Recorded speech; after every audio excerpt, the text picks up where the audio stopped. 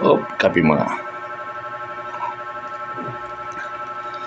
Magandang gabi sa ating lahat.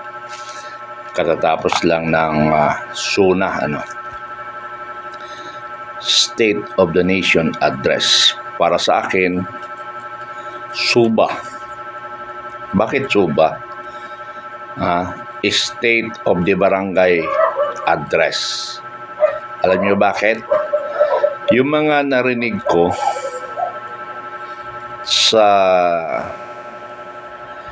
propose message ng ating Pangulo, yung address nga, ay pambarangay performance. Biro mo sabihin niya, isa-isa niya yung medicine. Iniisa-isa niya mga simpleng bagay. Yes, maraming ang nagawang accomplishment si Pangulong Marcos based dun sa kanyang SUBA, hindi SUNA, SUBA. Kasi nga yung mga pinagsasabi niya pang barangay lang, walang pang national government. Kaya kung i-compute natin yung mga pinagsasabi niya, hindi abutin ng 1 trilyon eh. Hindi abutin ng 1 trilyon yung kanyang mga pinagsasabi. Pambarangay lang eh. Wala siyang nasabi mga proyekto na mga flagship program, yung mga billion-billion. Wala na siyang ganun eh. Hindi, narinig nyo ba? Na billion-billion project? Wala na. Mayroon 1,000 project, mayroon ako narinig.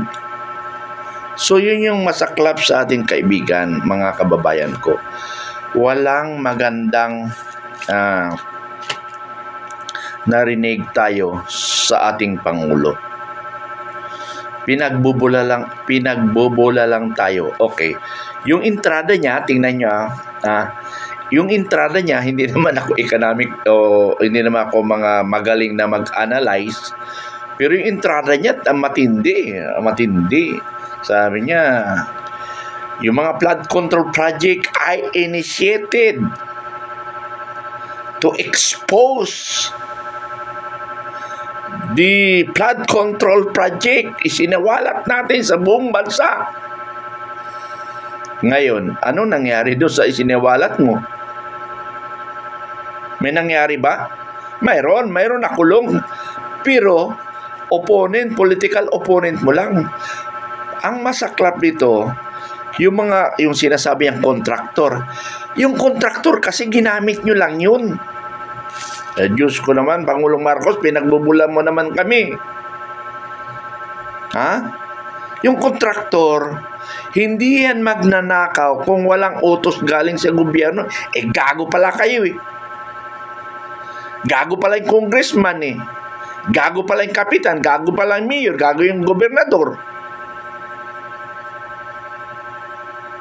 Pinapayagan yun ng ganun eh. Ay, Pangulong Marcos, parang ito yung nakaka-high blood, mga kababayan. Ito yung nakaka-high blood. Bakit? Binobola tayo eh. Akala niya, hindi tayo nag-iisip na sinasabi niya, nakakulong na ang kontraktor. Nakakulong na ang DPWH. Putres, iyon yung ginamit nyo sa sindikato, yun ang ikinulong niya. Ikinulong nyo, pero yung mga nag-utos na mga congressmen, asaan na? Ni isang congressman, wala kayo napakulong.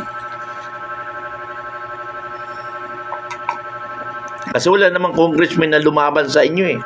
Only senators eh. Kayong senator, yun ang pinagkukulong nyo. Kasi ang lumaban. Mga hinayupak kayo talaga, oo. Ito'y nakaka-heblad Okay, ulitin natin. Siya nag-expose. Noong 2024 sa SUNA niya, sinasabi niya na we accomplish 355 billion flood control project. Palakpakan. Tuwang-tuwa, ang dami. Billion yun Ngayon wala akong narinig na billion, 4,000 lang. Okay. umabot ng 3 days, binaha ang Pilipinas. Hinanap ang flood control project. Ayun, lumitaw, ghost project. Nalaman niya after 3 days, ghost project. Anong ginawa niya? Natapos yung isang taon, yung 2024. Dumating ngayon ang 2025 SONA. Ha? Anong sinabi niya sa SONA? Mahiya naman kayo. Anak ko, naluko. Bilang isang pangulo, sasabihan mo yung tao mo na mahiya naman kayo. Bakit sasabihin mo pa yon? Dapat pinakulong mo na sila. Pinaimbestigan mo, katulad yung ginawa mo kay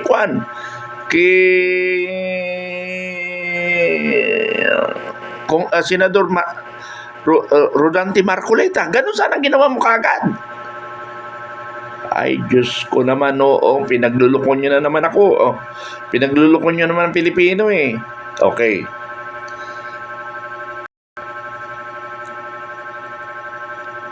Pinaimbestigahan ngayon ni Marcoleta. Siya initiate for investigation of the flood control project. Ginawa ba ni Marcos yun? Hindi. Hintayin niya pang manalong senador si Marcoleta bago na simulan ang flood control project. Nung makikita ng mastermind, pinahinto niya, pinalitan niya ang liderato ng senador. Ang ipinalit ang attack dog na si Senador Lacson. Anong ginawa ng Lacson? Itinago ang dokumento. Pinasa niya sa ICI. Pagdating sa ICI, mga kaibigan, ay tinago ang mga dokumento. Anong result sa investigation ng ICI? Wala. Wala kang makita. Wala kang makitang big piece. Puro DDS. DDLS. Diyos ko naman, Pangulong Marcos, yung SONA mo, hindi pala SONA, yung SOBA mo, SOBA, State of the Barangay Address. Pambarangay kasi yung mga pinagsasabi mo, Pangulong Marcos. Sorry sir sorry mga kababayan, kasi nga nag-aantay ako ng magagandang proyekto. Ang medyo maganda-ganda lang ito, housing project eh. Tapos yung sinasabi niya na wala nang gurong magre-retire na, ano yun, sinabi niya, trabaho pa ba ng Pangulo yun? Diyos ko naman, trabaho ng principal lang yun. Diyos ko naman. Ay, sos. Ginoo, walang kalaman-laman. Tama yung sinabi ni Ted Filon. Yung SONA ni Pangulong Marcos ngayon is word of wisdom. Walang laman, puro salita lang. Tama, yung flood control project.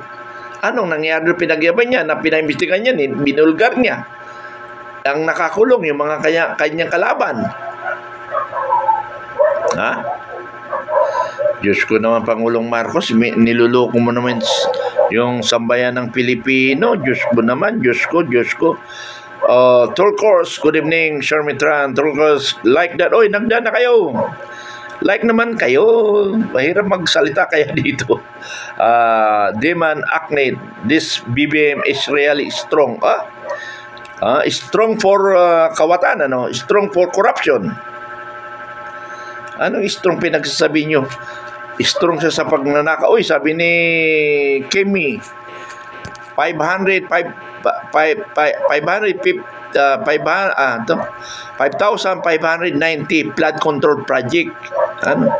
Bakit 5,590 billion? Wala kang billion eh. Ikaw naman. Flood control project. Dami na Ahmed. Where is the proof of the has done anything? It's just bunch of stories. Tama ka dyan. Wala nga eh. Kaya nga dapat binanggit-banggit niya eh.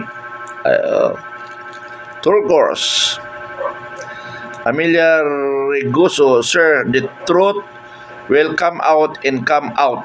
Yes, exactly. After that ng administrasyon, the history say will prove and will prove by way of history. Arlen Sulit, the panga did not move. It happened. That is a doubt. It was cocaine. So, mga kababayan, kape na muna. Walang kalaman-laman ang suna ng ating Pangulo. State of the barangay address. Pambarangay lang yung mga pinagsasabi niya eh. Ha? Diyos ko naman, aywan ko ba, hindi ko maintindihan. Mahal na Panginoon, subaybayan mo nga kami. Sorry ha.